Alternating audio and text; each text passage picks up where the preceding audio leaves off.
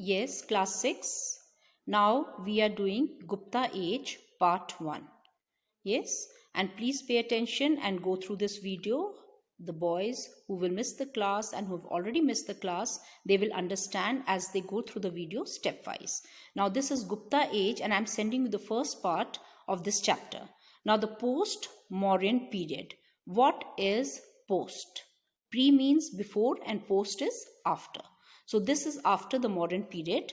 Now we are going to read about the Deccan and North India. The most important successors of the Mauryas in the Deccan were the Satavahanas, who ruled for nearly 300 years. 1st century BC to AD 220. So the most important successors of the Mauryas in the Deccan were the Satavahanas, who ruled for nearly 300 years. Now Deccan is the entire southern or south of the Narmada river. The entire southern India which is south of the Narmada river, that is called Deccan.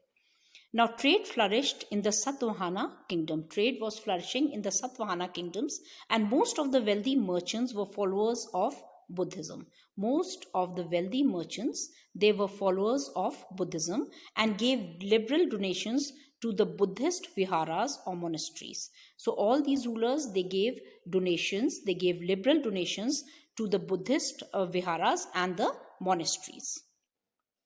Now the Satvahana rulers worshipped Vishnu and Shiva but were tolerant towards Buddhism. All the Satvahana kings, they worshipped Vishnu and Shiva but they were tolerant towards Buddhism, means that they even accepted Buddhism as a religion. They accepted that religion too. They patronized rock-cut architecture and cave temples. Rock-cut architecture and cave temples were patronized by the Satvahana kings.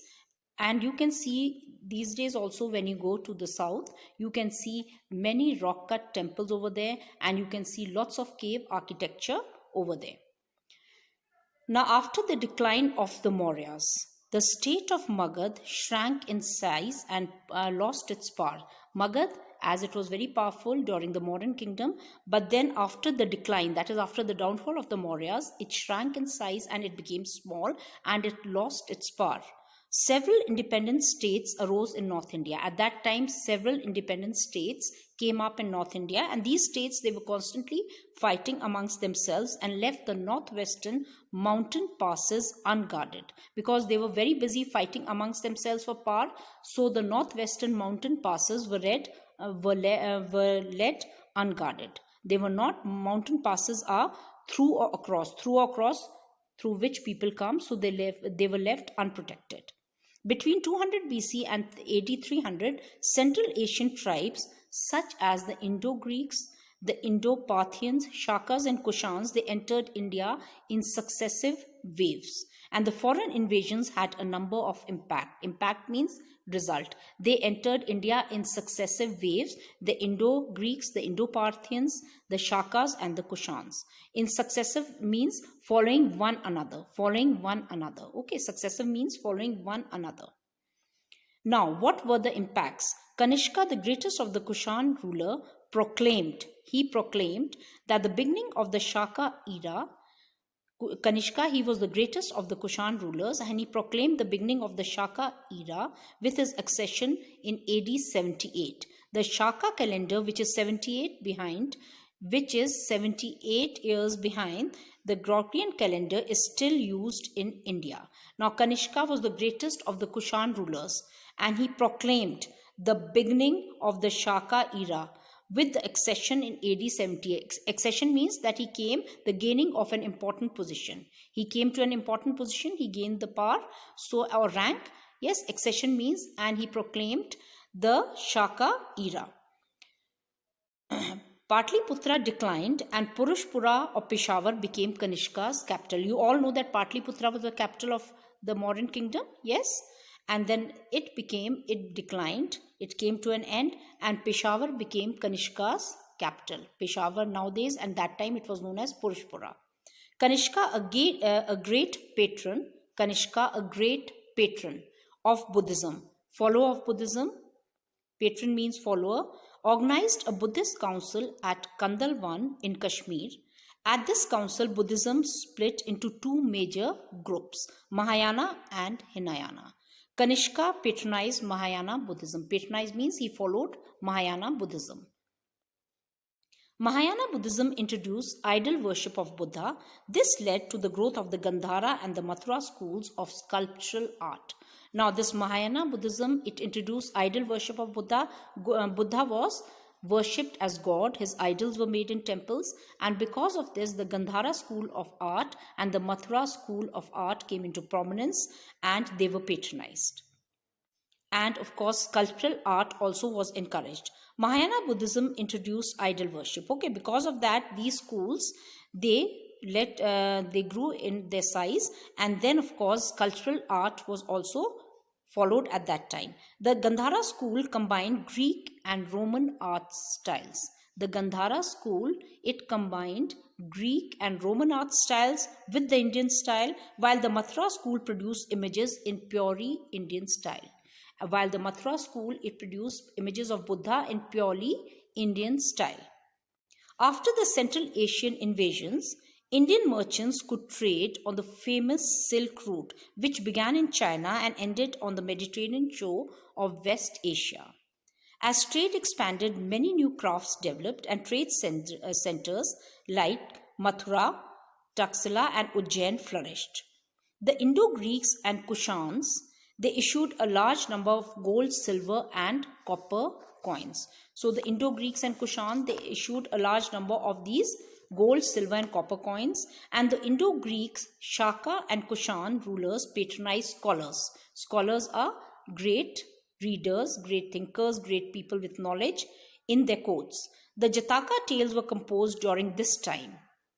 Charak and Sushruta made significant contributions in the sphere of medicine. Contact with the Greeks led to the improvement in astronomy also. Now see, so many things took place, and these were all impacts, these were all results of the foreign invasions in North India. Now, we are going to read about the Gupta dynasty. We just read that how after the downfall of the Magad, how the Deccan it flourished and how these kingdoms came into prominence. Okay. Now, the Gupta dynasty.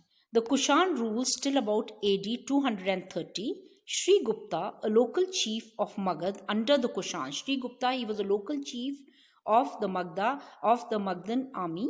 He was a local chief of the Magadha army and he was under the Kushans. He founded the Gupta dynasty.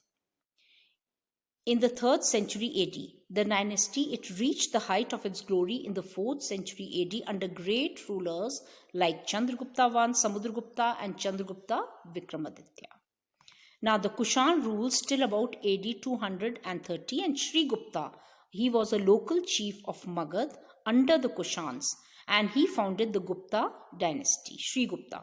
In the 3rd century AD and in the dynasty 4th century AD, the Gupta dynasty, it came into its glory. It came into its glory under the rulers like Chandragupta I, Vikramaditya and Chandragupta I, Samudragupta and Chandragupta Vikramaditya. Now we are going to read about Chandragupta I. The Gupta era is believed to have begun in AD 320 when Chandragupta I, he ascended the throne. He came to the throne of Magad. Under him, Magad again came to prominence. It again came to prominence means it became important, it became famous. Chandragupta ruled from Patliputra and he extended his political influence from Magad to Prayag, that is Allahabad, and Saket, Ayodhya in UP. He remained in power till AD 335. Okay, so Chandragupta I, he remained in power till 335 and he was the first ruler of the Gupta dynasty. Then Samudragupta.